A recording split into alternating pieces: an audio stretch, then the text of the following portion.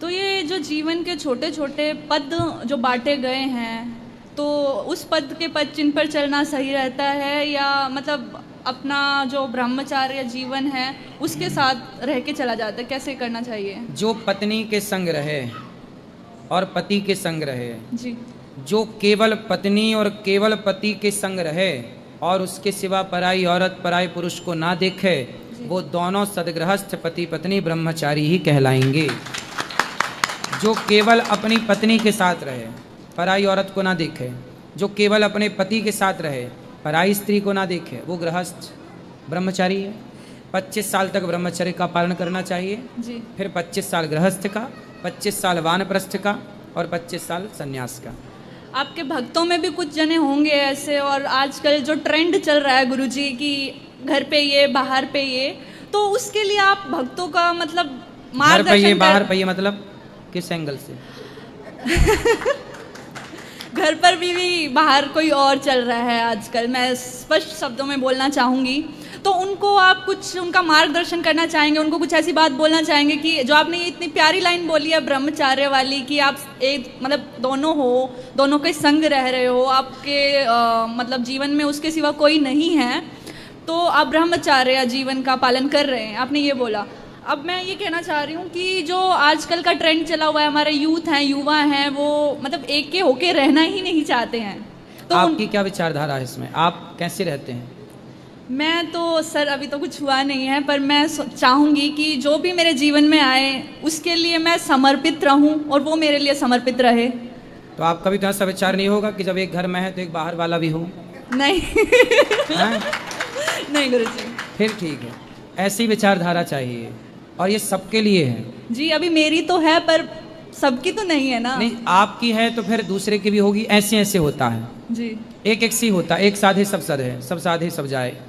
ऐसी है कि यदि हम एक अच्छी राह पर चलते हैं ना, तो हमें देखकर 4 लोग चलेंगे। आप अच्छी राह पर चलेंगे तो आपको देख के भी 4 लोग चलेंगे, फिर उन 4 को देख के 8 लोग चलेंगे, फिर उन 8 को देख करके 100 लोग चलेंगे, 100 को देख के 1000, 1000 को देख के, ऐसे ही।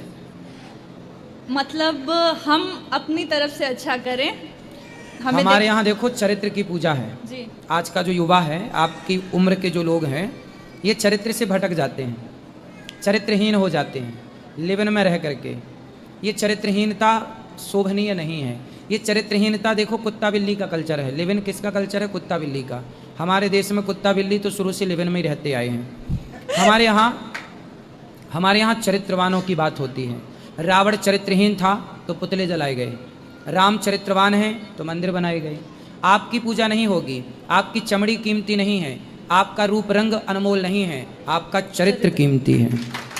आप कैसे हैं, आपकी चमड़ी कैसी है, आपका रूप रंग कैसा है, आप कितना भी सुंदर दिखें, उससे कोई फर्क नहीं पड़ता।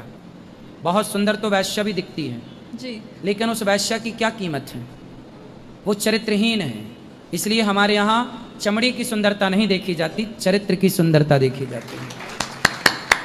चरित्र सुंदर है तो सब कुछ सुंदर है, और चरित्र सुंदर नहीं तो चमड़ी सजाए रहो, क्या होगा? तो चरित्र सुंदर होना चाहिए, चमड़ी का कोई फायदा नहीं है। वो कहते हैं ना, रानी होने के लिए मर्यादा चाहिए होती है ना। अभी आपने इतनी प्यारी बात बोली है, इतने भक्तों को मार्गदर्शित किया है। अब देखते हैं भगत उस चीज़ को मानेंगे या नहीं मानेंगे। आपको कैसा लगा गुरुजी ने जो बोला है ये बात? तो गुरुजी, जो ये आपने लिविंग वाली बात बोली है, इस लिविंग तो एक वेस्टर्न कल्चर है। अपने भारत में तो ये प्रथा कभी से रही ही नहीं है। तो इस लिविंग का कल्चर ये कैसे आया, और यूथ मतलब इस चीज़ को बढ़ावा क्यों दे रहा है? जब यूथ पढ़ने लंदन अमेरिका गया जी, तो वहाँ से कल्चर लेके आ गया कि वहाँ तो ऐसा होता है। अमेरिका, लंदन, जापान में ऐसे ही होता है। तो जब यूथ वहाँ पढ़ने गया तो उसे लगा कि यार यहाँ तो ऐसे रहते हैं, तो उसे लगा कि हम भी रहें जी। और वो भी भारत में उस कल्चर को उसने स्वीकार किया और उस कल्चर में वो रहने लग गया। इसी से एक का देखा, फिर दूसरा, फिर दूसरे का तीसरा, ऐसे ही।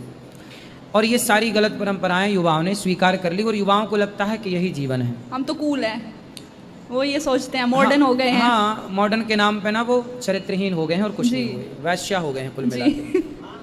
तो जो आपने ये बात बोली है कि वैश्य हो गए हैं, ये वेस्टर्न कल्चर है, पर जो वेस्टर्न लोग हैं वो हमारी संस्कृति को अपना रहे हैं, वो आयुर्वेद अपना रहे हैं, हमारा कल्चर, पहनावा, साड़ी पहनते हैं। वृंदावन में बहुत सारे फॉरेनर्स आते हैं, मैंने देखा है, तो वो हमारा कल्चर अपना रहे हैं, हम अपना कल्चर छोड़ रहे हैं। ऐसा क्यों है गुरुजी?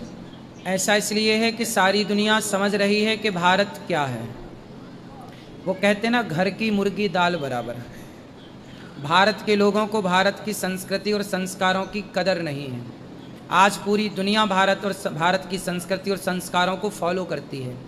आज विदेशों में मंडप गाड़े जाने लग गए, विवाह के मंडप, हल्दी चढ़ने लग गई, तेल चढ़ने लग गई, गठजोड़ होने लग गया।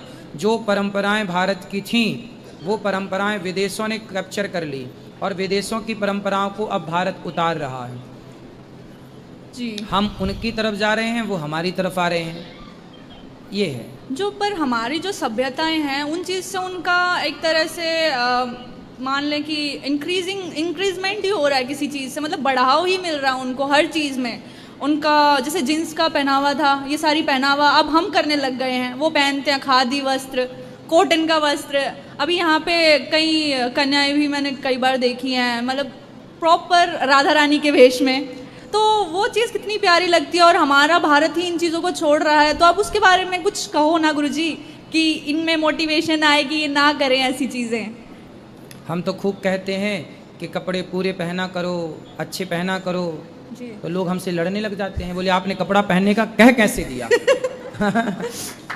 आपने क्यों कह दिया हमें पूरे कपड़े पहनने का? जी, लड़ने लग जाती हैं। आजकल कुछ लड़कियां कहती हैं कि हमारी माई लाइफ माई चॉइस, आपको क्या करना, माई लाइफ माई रूल्स, हम क्या पहने। तो देखो हम तो कहते हैं कि आप कपड़े पहनो, तो लोग लड़ने लग जाते हैं। अभी एक बहन बोली मैं तो शराब पीती हूँ है ना, अभी न्यूज़ में गए थे, बोले मैं तो शराब पीती हूँ। मैंने कहा वाह, आप शराब पीती हैं? बोले नहीं, मैं शराबी नहीं हूँ।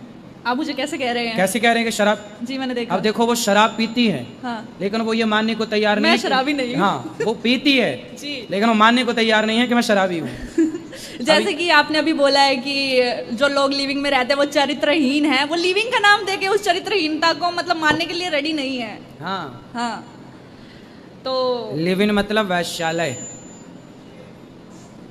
तो वो चीज़ तो हमारे भारतीय भाई बहनों को तो शोभा नहीं देती है बिल्कुल। तो जो आप ये कथा करते हैं गुरुजी, आपने ये कब से स्टार्ट किया था और कब तक? बचपन से ही कथा सुनाती थी सत्यनारायण भगवान की। कितने वर्ष के थे आप? उस समय रहे होंगे 10 साल के। जी। फिर भागवत की कथा सुनाई 2007 में। जी। 2007 में भागवत की कथा पहली बार कही। जी। फिर उसके बाद धीरे धीरे आज आप सबकी सेवा में लगे हुए हैं। जी, अब मैं अपने शब्दों को विराम देते हुए आपका बहुत बहुत धन्यवाद करना चाहूँगी। MrDeal.in की तरफ से हमारी बहुत बहुत शुभकामनाएं, बहुत बहुत आपको प्यार। मैं आपकी आभारी रहूँगी, आपने मेरा इतना मार्गदर्शन किया। और आप सभी भाई बहनों को बोलना चाहूँगी कि आप लिविंग में ना रहें, अपनी कल्चर को अपनाएं, जो भारतीयता है उसमें रहें। राधे राधे गुरुजी। राधे राधे। गुरुजी आप कैसे हो? कृपा है, अच्छे हैं। गुरुजी आपसे ना एक प्रश्न है। मेरी बहन की शादी है 12 नवंबर को, तो गुरुजी मेरे पापा नहीं है, तो मम्मी कन्यादान कर सकती है? कर सकती हैं, क्योंकि मेरी बहन का मन है कि मम्मी ही कन्यादान करे। ठीक है। पर गुरुजी बहुत से लोग कहते हैं कि ना मम्मी कन्यादान नहीं कर सकती है। क्यों? कहते हैं कि जोड़े से बैठना होता है। तो जोड़े से भगवान को बिठा लेना, भगवान भी तो अपनी जोड़ी हैं, सबके पति भगवान है, तुम हो एक का गोचर सबके प्राणपति। ठीक है गुरुजी, जोड़ी। ठीक है गुरुजी। और गुरुजी एक और बात है कि आप इतने अच्छे हो, इतनी अच्छी कथा सुनाते हो, हमेशा कुछ ना कुछ सीखने को ही मिलता है। और मतलब बहुत ज़्यादा खुशी मिलती है आपसे मिलके, आपकी कथा सुन के। आपसे बहुत कुछ सीखा है मैंने, बहुत अच्छा लगा। सुखी रहिए। राधे राधे गुरुजी। राधे राधे।